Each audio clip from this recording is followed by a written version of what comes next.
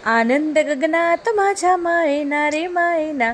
तुम्ही म्हणाले असं का आहे, तर मी खरं म्हणजे ना केक बनवायला घेतला होता, पण मी पूर्ण रेडी होती की माझा हा केक काही नीट बनणार नाही आणि त्याचं काय करायचं हे सुद्धा डोक्यात होतं. पण अचानकपणे असं झालं की हा केक तर खूप सुंदर झालेला होता आणि म्हटलं चला मग याला डेकोरेटसुद्धा तसंच छान पद्धतीने करूया. तर दोन भाग करून घेतले. त्यानंतर शुगर सिरप त्यामध्ये टाकलेलं होतं. हे सगळं मी बघितलेलं आहे, मी कधीच केक बनवत नाही. त्यानंतर आपल्याकडे चॉकलेट सिरप जे होतं ते, आणि मग परत त्याच्यावर तो जो काही बेस होता तो लावून घेतला.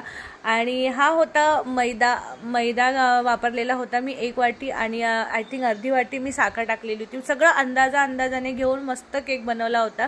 तरी पण मनामध्ये डाऊट होता की जर जमला तर ठीक, नाही तर मग त्याला परत ग्राइंड करून मी पॅनकेकच बनवेन. खूप सारं डोक्यात होतं, मी म्हटलं त्याला काही ना काही तर करेनच. पण त्यानंतर तो जमल्यामुळे खूपच आनंद झाला आणि हा मस्त असा केक तयार झालेला होता. मुलांना खूप आवडला आणि एकदम हॅपी